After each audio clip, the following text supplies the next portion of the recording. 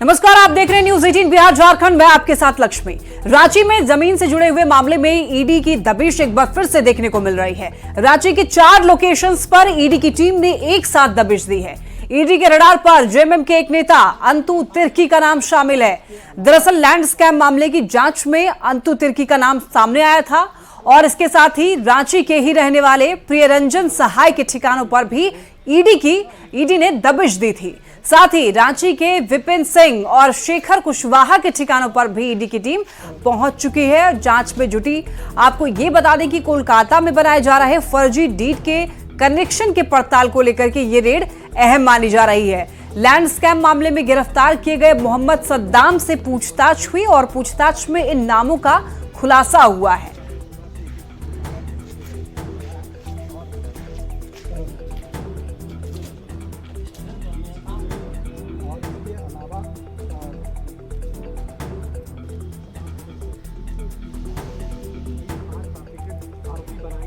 तो जमीन से जुड़े हुए मामले में ईडी ने रांची में 4 जगहों पर रेड की, जिसमें कि जेएमएम नेता अंतु तिर्की का नाम भी शामिल है।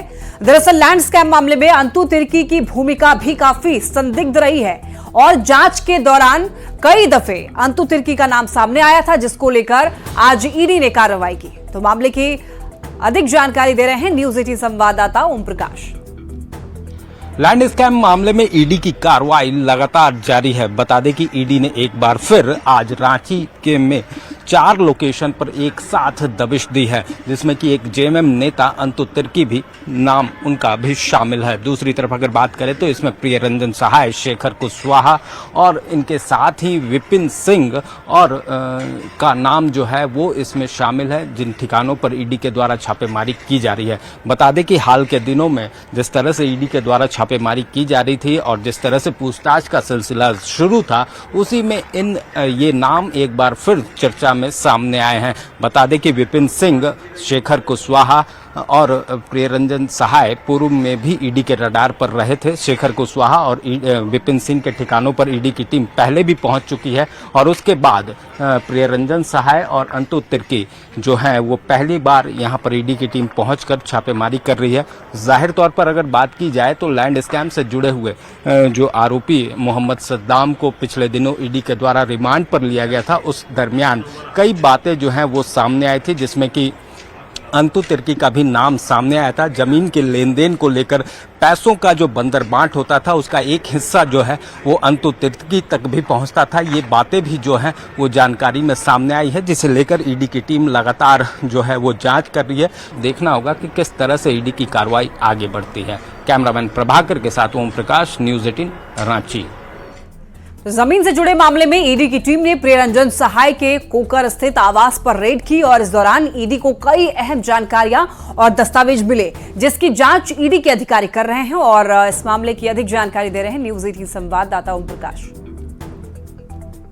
लैंड स्कैम मामले में ईडी की टीम के द्वारा आज प्रियरंजन सहाय के भी ठिकानों पर छापेमारी की गई है। इस वक्त हम आपको प्रियरंजन सहाय के घर की तस्वीर दिखा रहे हैं, जहां इस वक्त ईडी की टीम मौजूद है। प्रियरंजन सहाय, जिनका नाम जो है पिछले दिनों व्हाट्सएप चैट में भी सामने आया था, जो कि ईडी के द्वारा कोर्ट में भी प्रोड्यूस किया गया था, उसमें साफ तौर से जो जमीन के कारोबार में अगर बात की जाए तो प्रियरंजन सहाय का जो नाम है वो सहाय भैया के नाम से जाना जाता है और जो चैट में भी तमाम चीजें जो मिली थी उसमें यही नाम का जिक्र जो था वो किया हुआ था। वहीं ईडी के द्वारा अब जो जांच की जा रही है, अब देखना होगा कि इस पूरे मामले में किस तरह से नए मोड़ आते हैं। लेकिन जाहिर तौर पर अगर बात की जाए तो कई नाम जो हैं वो सामने आए हैं ईडी के जो लैंड स्कैम के जांच के मामले में। उसी के सिलसिले में आज 4 लोकेशनों पर छापेमारी की जा रही है। अब देखना होगा कि इस जो छापेमारी के बाद क्या कुछ चीजें जो हैं वो ईडी के हाथ लगती है और किस तरह से ईडी जो है आगे की कार्रवाई करती है। कैमरामैन प्रभाकर के साथ ओम प्रकाश, न्यूज 18 रांची। जमीन से जुड़े मामले में ईडी की टीम ने जमीन कारोबारी शेखर कुशवाहा के ठिकानों पर भी छापेमारी की। शेखर कुशवाहा का नाम जमीन से जुड़े हुए मामले में सामने आया था, जिसके ईडी की टीम ने शेखर के ठिकानों पर दबिश दी। मामले की जानकारी दे रहे हैं न्यूज 18 संवाददाता ओम प्रकाश।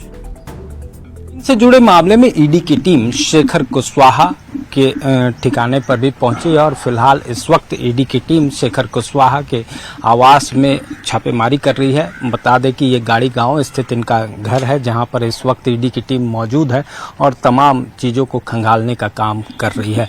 पूरे मामले में जो जानकारी सामने आई है, ईडी की जो लैंड स्कैम से जुड़े हुए मामले में ईडी की टीम जांच कर रही थी, उस पूरे मामले में शेखर कुशवाहा का भी नाम जो है वो सामने आया, जिसके बाद ईडी की टीम यहां पर पहुंची हुई है और जो दस्तावेज हैं सहित अन्य जो चीज़ें हैं उसकी छानबीन जो है वो ईडी की टीम के द्वारा की जा रही है। बता दें कि इस मामले में आज जो है रांची के 4 लोकेशनों पर जमीन से जुड़े मामले में छापेमारी हो रही है, जिसमें से कि शेखर कुशवाहा का भी नाम शामिल है। शेखर कुशवाहा जो जानकारी है उसके अनुसार जमीन से जुड़े हुए काम ही करते हैं, जमीन से जुड़ा हुआ कारोबार है इनका, और कहीं ना कहीं फर्जी डीड या फिर जमीन कब्जे को लेकर जो मामले सामने आए हैं जिसका खुलासा ईडी लगातार कर रही है, उसमें शेखर कुशवाहा का भी नाम जो है पिछले दिनों पूछताछ में ईडी के समक्ष आया है और अब जो है वो ईडी नए सिरों को जोड़ने का भी प्रयास कर रही है ताकि इस तमाम जो कोलकाता नेक्सस है उसका उजागर, तमाम जो स्थिति है उसकी तस्वीर जो है वो स्पष्ट हो सके, इसकी प्रयास में जुटी हुई है। रांची से कैमरामैन प्रभाकर के साथ ओम प्रकाश, न्यूज़ 18।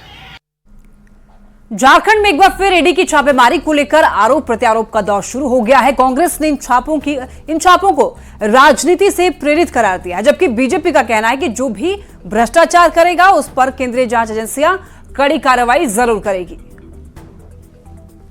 तो जेल जाना ही पड़ेगा। और ईडी परत दर परत, चूंकि जो भूमि घोटाला का जो मामला है, जो जमीन घोटाले का मामला है, उसके एक से एक किरदार धीरे धीरे निकल करके सामने आ रहे हैं।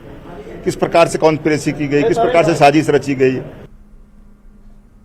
और ये देख लें कि जब ईडी की जो छापेमारी पड़ी अब तक, वो सिर्फ और सिर्फ विपक्षियों के लोगों के यहाँ ही पड़ी। जो विपक्ष पार्टी के नेता हैं, कार्यकर्ता हैं, चाहे उनसे जुड़े हुए लोग हैं, उनके यहाँ पड़ रही। देख लीजिए आज जो इन्होंने ईडी के छापेमारी शुरू की है, तो वो उनका मैं समझता हूँ कि जो पॉलिटिकल रिलेशन ज़रूर हो सकता है, लेकिन जहाँ तक सवाल है कि ईडी जैसी एक संस्था जाकर के उनके यहाँ छापेमारी करेगी, तो फिर ईडी पे ही क्वेश्चन मार्क है। ये लगातार हम लोग कहते चले आ रहे हैं। बीजेपी ने विपक्ष पर पीएम की हत्या की साजिश रचने का आरोप लगाया है। रांची में बीजेपी प्रवक्ता प्रतुल शाहदेव ने कहा है कि लोकसभा चुनाव में हार देख करके इंडिया गठबंधन के नेता पीएम को निशाना बनाने का षड्यंत्र रच रहे हैं और उन्होंने कोडरमा के आरजेडी नेता के साथ साथ जेएमएम नेता नजरुल इस्लाम के बयान का जिक्र किया और उनके खिलाफ चुनाव आयोग के साथ साथ गृह मंत्रालय से शिकायत करने की बात कही है। अब जो लोकसभा के चुनाव संपन्न होने हैं उसमें अपनी निश्चित हार को देखकर अब प्रधानमंत्री जी के हत्या की बात कर रहा है। यानी इनका लोकतांत्रिक परंपराओं पर से विश्वास उठ गया है। ये डेमोक्रेटिक वैल्यूज की बात तो करते हैं, ये संविधान बचाने का नारा तो देते हैं, लेकिन इनकी असलियत है कि ये प्रधानमंत्री जी की हत्या की साजिश कर रहे हैं, आह्वान कर रहे हैं और ये बोल रहे हैं। ये कोई पहला वाक्य नहीं है। सांसद गीता कोड़ा को चुनाव प्रचार के दौरान रोके जाने और बंधक बनाए जाने पर बीजेपी ने चंपाई सरकार को घेरा है। नेता प्रतिपक्ष अमर बावरी ने कहा है कि मुख्यमंत्री चंपाई सोरेन ने हार की हताशा और कुंठा से अपने गुर्गों के माध्यम से अपने पावर का गलत इस्तेमाल किया है।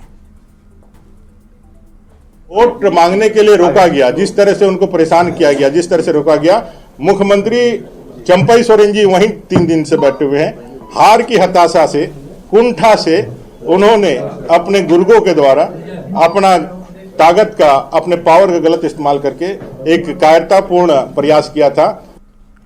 झारखंड में 4 सीट को लेकर कांग्रेस में रोजाना समीकरण बन रहे हैं और बिगड़ रहे हैं। किसी के लिए उम्र बाधा बन रही है तो कोई केस से परेशान है, तो कई नेताओं पर जातीय समीकरण मेहरबान है।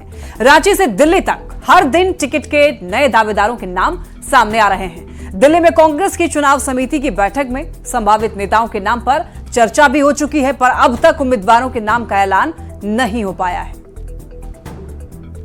कांग्रेस का एक सीटों पे लंबी फहरिस्त है उम्मीदवारों की। तो जब फहरिस्त लंबा है, जब हमारे एक सीटों पे उम्मीदवार की संख्या ज्यादा है, तो स्वाभाविक तौर पे किसी का नाम ऊपर नीचे चलते रहता है, क्योंकि कई उम्मीदवार हैं और सारे उम्मीदवार जिताऊ हैं, सारे उम्मीदवार मजबूत हैं। तो फलाफल यही है कि जब लंबी फेरिस्त हो तो कहीं ना कहीं इस तरह की बातें सामने आ जाती है। कांग्रेस में टिकट की आपाधापी जो है वो संभावित है कि आज समाप्त हो जाए। मंगलवार तक हमारी सूची, आज सीईसी की बैठक भी है, पहले से स्क्रीनिंग कमेटी की बैठक हो चुकी है। जो भी अंतिम निर्णय होगा आज आलाकमान संभवतः ले लेंगे और हमें उम्मीद है कि आज बाकी बचे उम्मीदवारों को, जो 4 उम्मीदवारों की घोषणा होनी है, वो आज हो जाएगी। कांग्रेस नेता बंधु तिर्की के बयान पर बीजेपी ने पलटवार किया है। बीजेपी प्रवक्ता प्रतुल शाहदेव ने कहा है कि झारखंड में कांग्रेस के पास उम्मीदवारों का टोटा है और इसलिए अब तक 4 सीट पर प्रत्याशी के नाम का ऐलान नहीं हुआ है। देखिए, हम कांग्रेस की तरह अमर्यादित भाषा का प्रयोग नहीं करते हैं। राजनीति हमारे लिए हमेशा सुचिता और मर्यादा का चीज होता है और इन्होंने तो औकात जैसे घटिया शब्दों का प्रयोग किया। लेकिन कांग्रेस की आज राजनीतिक हैसियत किस प्रकार की हो गई है कि आप देखें कि इनके पास उम्मीदवारों का टोटा हो गया है। झारखंड में उम्मीदवार ही नहीं मिल रहे इनके पास घोषणा करने के लिए। हम हर एक दिन सुनते हैं आज घोषणा होगी, कल घोषणा होगी, लेकिन सारे बड़े उम्मीदवार मोदी जी के पक्ष में चल रही सुनामी के कारण इस डूबते हुए नाव की सवारी करने से परहेज कर रहे हैं। जैसे जैसे चुनाव नजदीक आ रहा है वैसे वैसे नेताओं के बीच आरोप प्रत्यारोप का भी दौर तेज हो चुका है। लोहरदगा से बीजेपी प्रत्याशी समीर उरांव ने कांग्रेस प्रत्याशी सुखदेव भगत के बयान पर पलटवार किया है। पलटवार करते हुए जमकर निशाना साधा है। कि वो जो है नहीं जानते होंगे, विधायक रहे हैं 2-2 बार, तो हम क्या बोलते हैं नहीं बोलते हैं, जनता तो सुन ही रही है, जानती है, लेकिन वो नहीं सुना है, नहीं देखा है, तो उसकी जिम्मेवारी हमारी क्या है। लेकिन जनता तो जानती है कि मैं क्या बोला, क्या करता हूँ, नहीं करता हूँ, और आरएसएस का मैं हूँ और रहूँगा। और ये आरएसएस देश के एक एक जनता की चिंता करने वाला एक राष्ट्रीय नहीं, पूरे विश्व की सबसे बड़ी अनुशासित संगठन है और उस संगठन का मैं एक स्वयंसेवक हूँ।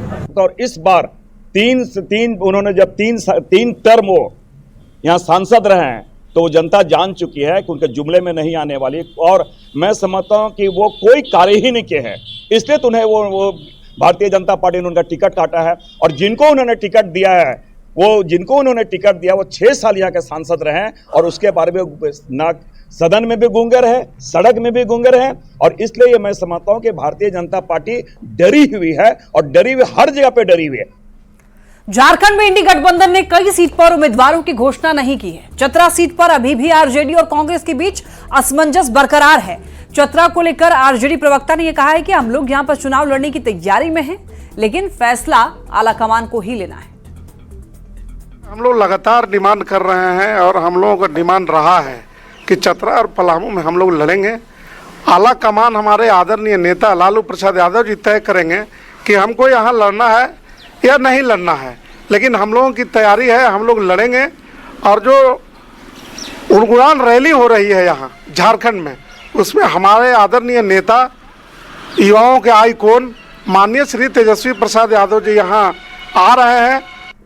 रांची में उलगुलान न्याय महारैली को लेकर के इंडिया गठबंधन के दलों ने कई समिति का गठन किया है। इनमें आयोजन समिति, स्वागत समिति और मीडिया समिति शामिल है। तो इन समितियों में गठबंधन के मंत्री, सांसद, विधायक और पार्टी पदाधिकारियों का नाम दर्ज है।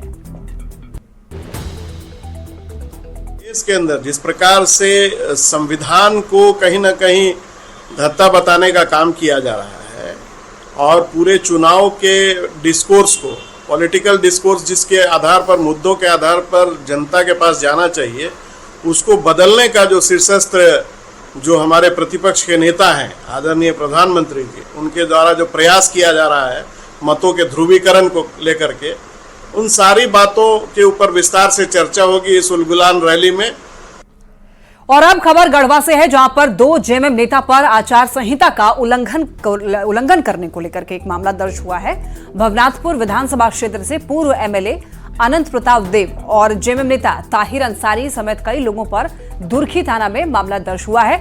दरअसल दोनों नेताओं पर जिला प्रशासन की अनुमति के बगैर सरकारी स्थल पर उलगुलान महारैली करने और रैली को लेकर बैठक करने का आरोप लगा है।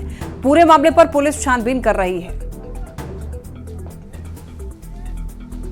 झारखंड में 5 साल बाद 35 लाख वोटर बढ़े हैं और झारखंड के मुख्य निर्वाचन पदाधिकारी के रवि कुमार ने न्यूज 18 से खास बातचीत में यह कहा है कि इस बार 21,67,000 वोटर पहली बार वोट देंगे, जबकि कुल मतदाताओं की संख्या 2,53,86,000 से ज्यादा है। उनसे बातचीत की है न्यूज 18 संवाददाता निरंजन ने। निर्वाचन पदाधिकारी हमारे साथ इस वक्त मौजूद हैं, सीधे बात करेंगे। अब आपका 2019 का इलेक्शन का कंपेयर करेंगे, आज का डेट में 35 लाख वोटर का बढ़ोतरी हुई। अभी वर्तमान में सूची में 2,55,00,000 वोटर है। अभी चुनाव होते होते अनदर 1 लाख बढ़ाने के लिए संभावना है। अभी कहाँ पर भी छूटा, एक तो मतदाता छूट गया मतलब उसका भी निबंधन का काम कराया जा रहा है। इसलिए हम लोग का टारगेट है, आप देखेंगे अब पूरा झारखंड का पॉपुलेशन का कवर करवाना है, एक एक गांव का कवर करवाना है, हम लोग का एलिजिबल वोटर का सबका कवर करवाना है। इसलिए टास्क बहुत ज़्यादा है, एक मीडियम से हम लोग सबका कवर नहीं कर पाएंगे। इसलिए कितना भी डायरेक्शन दिया हुआ कमीशन का उसी का माध्यम से हम लोग जाता है उसमें। अभी हम लोग का अभी इलेक्टोरल पार्टिसिपेशन के संबंध में ऑन द डे ऑफ पोल में टर्न आउट का ज़्यादा संबंध में भी अभी एथिकल वोटिंग है, उसी का फोकस में हम लोग का वोटर एजुकेशन में काम करवा रहे हैं। क्योंकि झारखंड एक जंगल, पहाड़, नदी का इलाका है, पूरी तरह से कटिबद्ध है, साफ और सुथरी मतदान हो, उसको लेकर के किसी भी तरह का कोई चूक ना हो, इसके लिए हम लोग लगातार जनसंपर्क अभियान चला रहे हैं। कैमरामैन संजीव तिवारी के साथ निरंजन सिंह, न्यूज 18 रांची। रांची की पीएमएलए कोर्ट ने लैंड स्कैम के आरोपी अफसर अली की 6 दिन की रिमांड मंजूर कर ली है। अफसर अली को पीएमएलए कोर्ट में पेश किया गया था। ईडी ने कोर्ट से पूछताछ के लिए रिमांड मांगी और इस पर कोर्ट ने मुहर भी लगा दी है। तो अब अफसर अली को 22 अप्रैल को पेश किया जाएगा। इसी मामले में एक अन्य आरोपी सद्दाम हुसैन की रिमांड और 4 दिन के लिए बढ़ा दी गई है। तो अब सद्दाम हुसैन को 20 अप्रैल को कोर्ट में पेश किया जाएगा। रांची पुलिस रामनवमी को लेकर अलर्ट पर है। किसी भी आपात स्थिति से निपटने के लिए जवान पूरी तरीके से मुस्तैद हैं। जवानों की टोली ने रांची की सड़कों पर फ्लैग मार्च किया, साथ ही कई ड्रोन कैमरे को शहर के चप्पे चप्पे पर तैनात किया गया है। इन्हीं कैमरों की मदद से पूरे शहर की निगरानी भी हो रही है और इसी दौरान रांची पुलिस के जवानों ने तैयारियों को लेकर फ्लैग मार्च किया है, जिसमें तैयारियों को परखा गया। तो आपको बता दें कि रांची पुलिस के जवानों ने मॉक ड्रिल किया है, साथ ही साथ ड्रोन कैमरों से निगरानी रखी जा रही है। सभी के छतों पर खासतौर पर निगरानी रखी जा रही है। रामनवमी को लेकर के पुलिस प्रशासन अलर्ट मोड पर है। रांची पुलिस के जवानों ने मॉक ड्रिल किया है। आपको बता दें कि सभी के छतों पर खासतौर पर ध्यान दिया गया। ड्रोन कैमरों के जरिए निगरानी रख रही है पुलिस।